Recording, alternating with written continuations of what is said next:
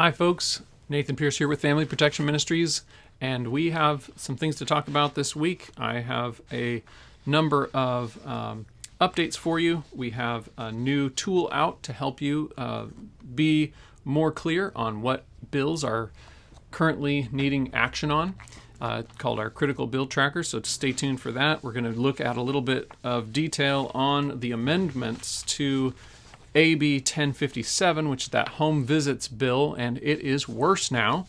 And then we're going to talk a little bit about the implications of the increased gas tax, the upcoming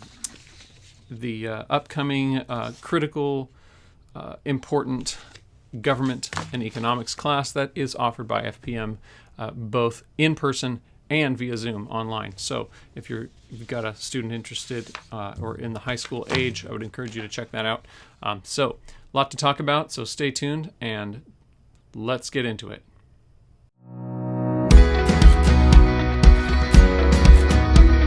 Welcome to the Front Line with FPM, where we talk about California politics, homeschool freedom, parental rights, and the family.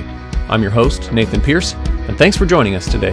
Let's jump right in and see what's going on here on the Front Line.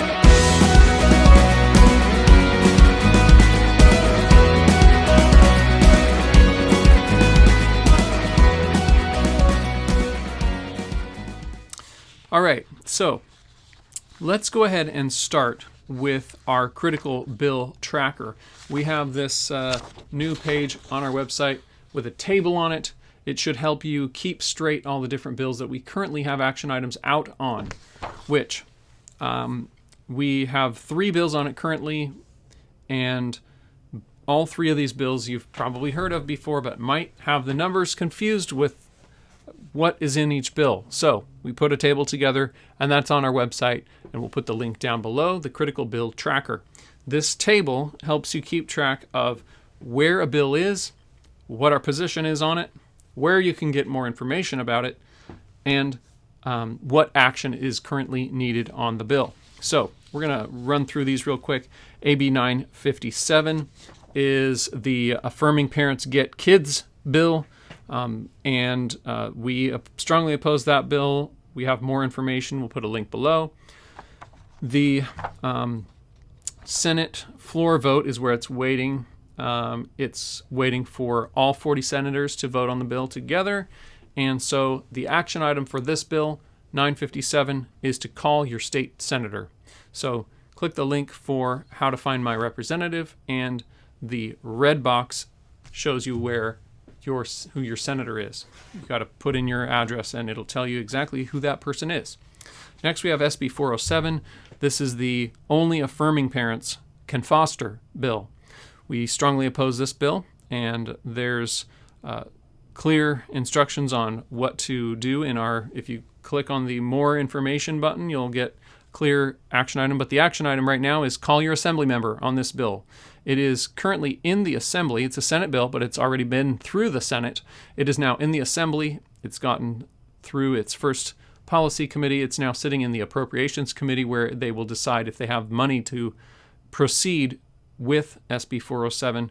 And this bill is going to be heard by the committee, and then it would go to the floor of the Assembly. So definitely call your assembly member about this bill. AB 1057 is the Social Worker New Parent Home Visits bill. This is the bill that would require that the government assign a CPS worker to every newborn in the state of California.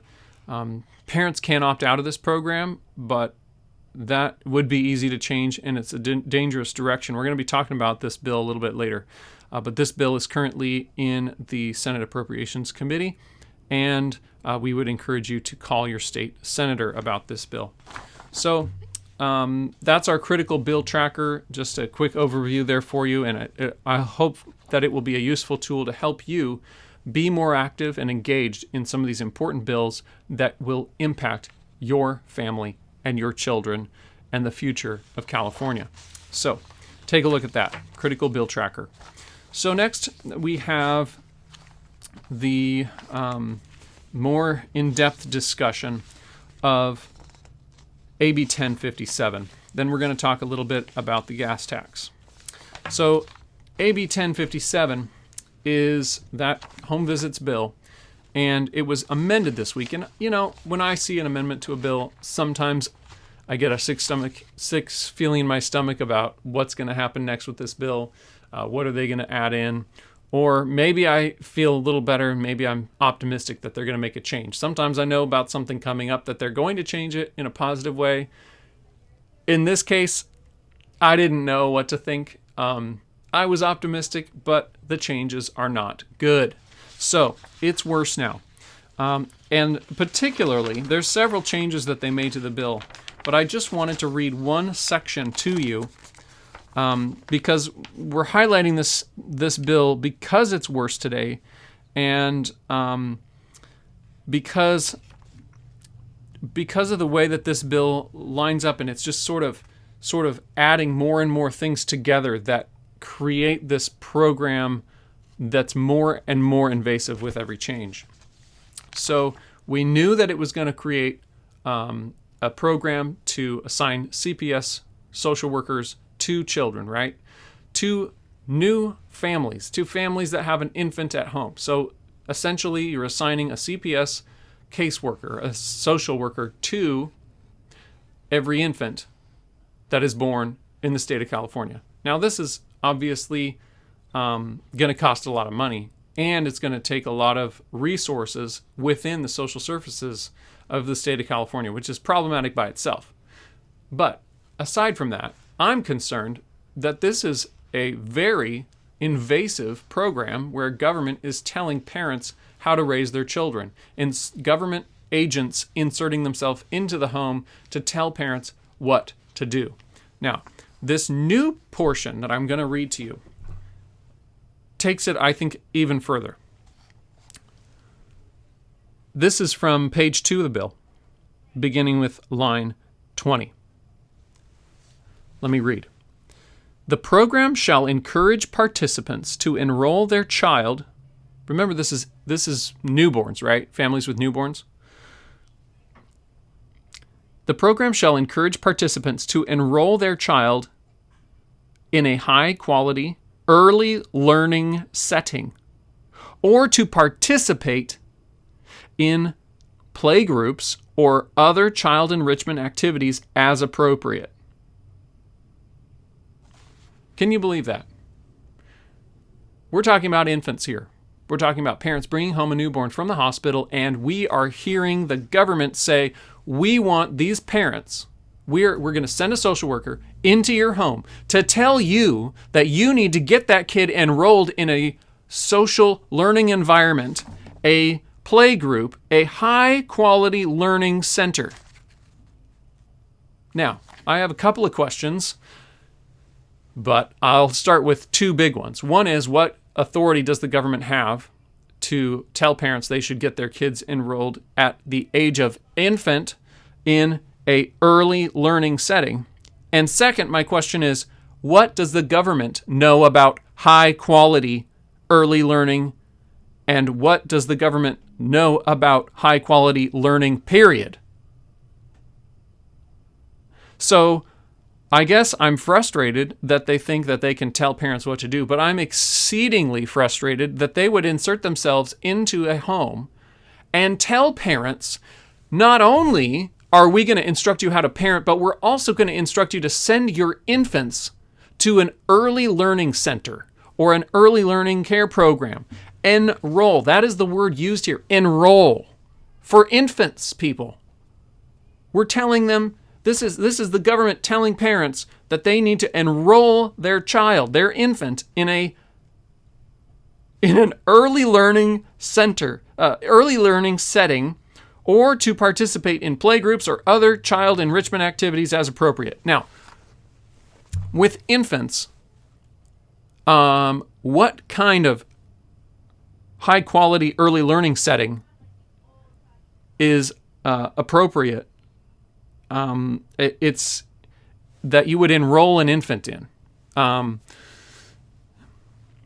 can imagine a lot of government programs that they're trying to get parents to enroll their children in that would be, at least in their perspective, a place for children to have a high quality early learning experience, but it's difficult for me to understand how an infant is to participate in something like that. But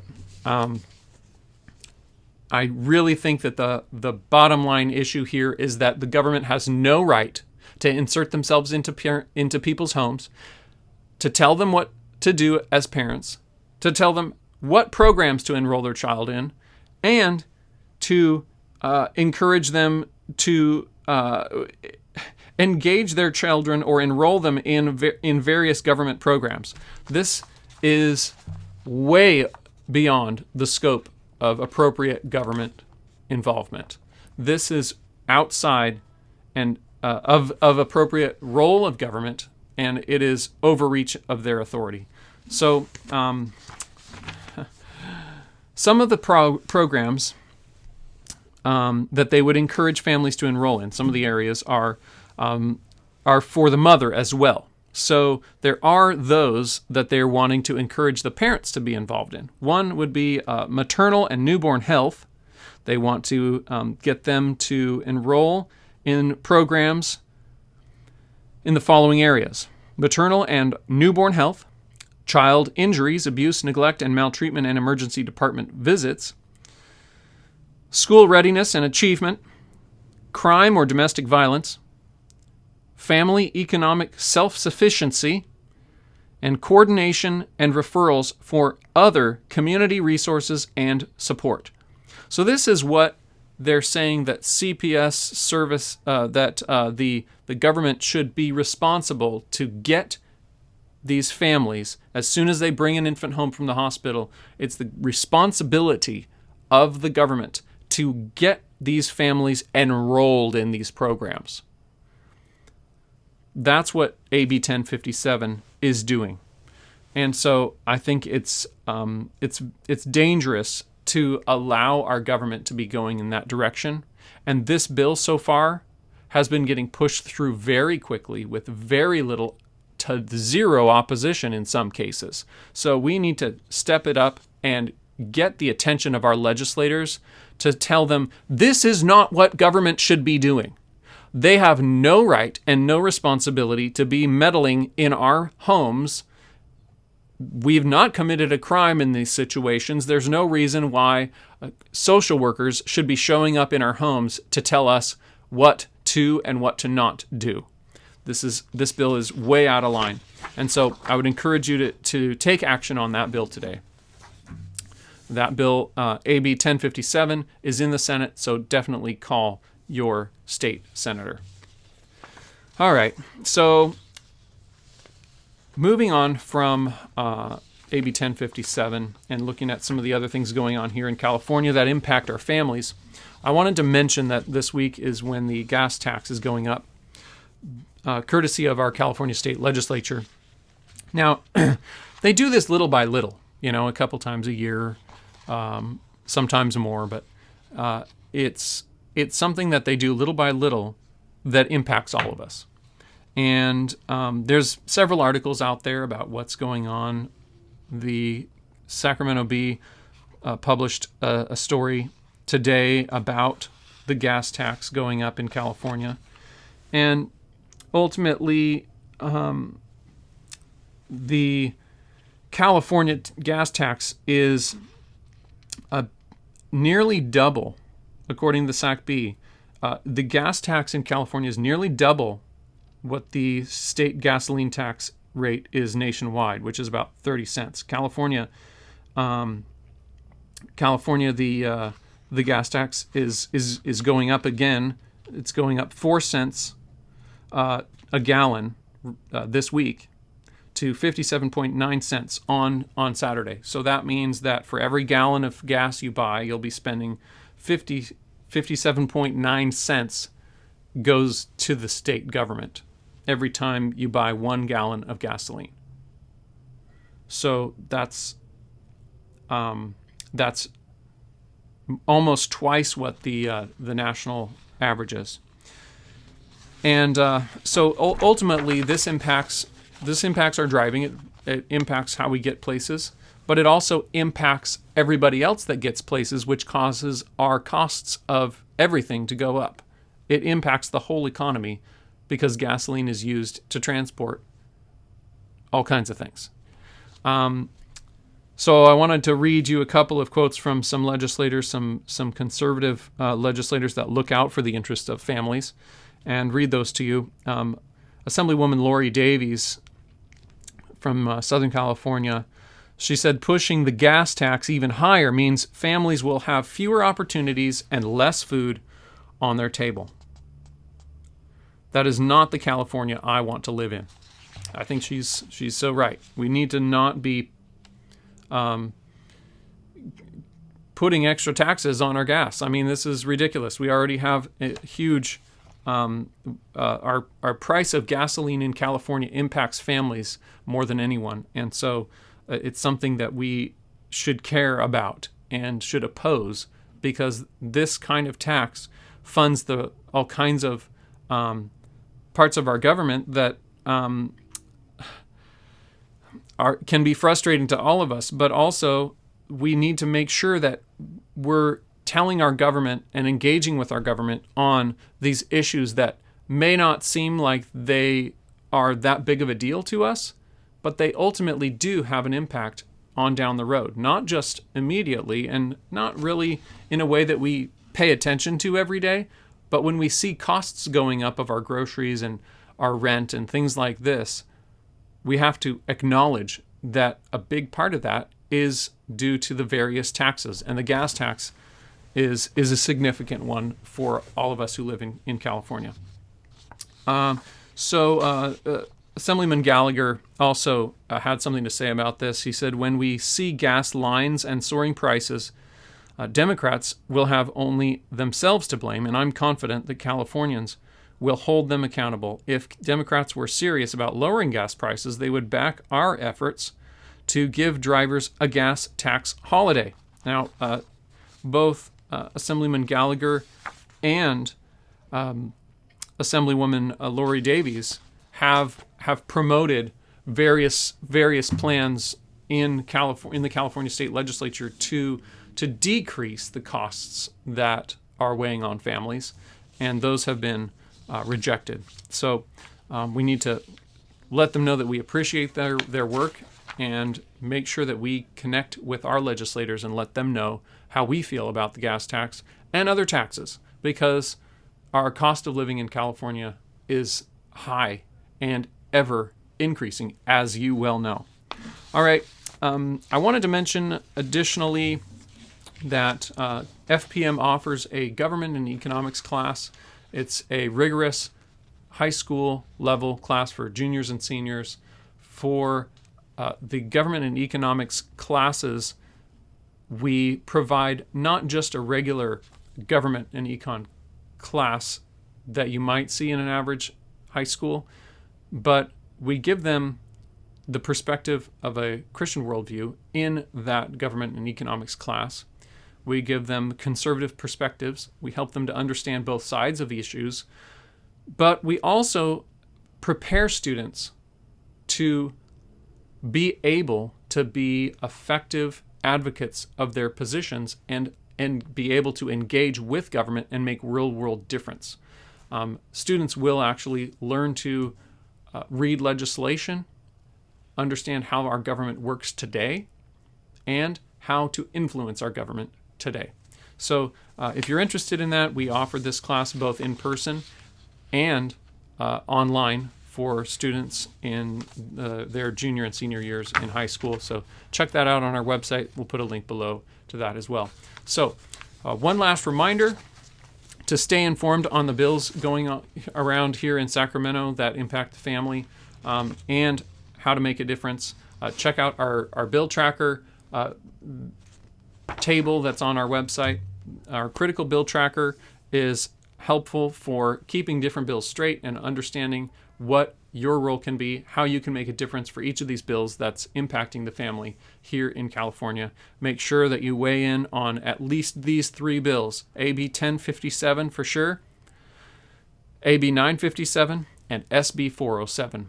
Please take action on those, and please be praying for a proper outcome for these and other bills that are before the California State Legislature this year. And remember that with all this that's going on around us in our society and in our legislature, we need to still remember that God is in charge of all of these things. He is bigger than the government. He is bigger than every member of our government. And He has asked us to pray for our leaders. So we need to do that. Don't forget to pray for our leaders. Even if you believe that they've never done anything right, we still need to pray for them. They need truth, they need courage, they need clarity, and they need wisdom.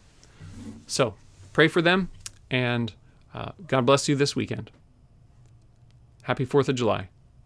Thanks for joining us for this episode of The Front Line with FPM. For more information about the topics we discuss here, check out Family Protection Ministries at fpmca.org and subscribe to our channel.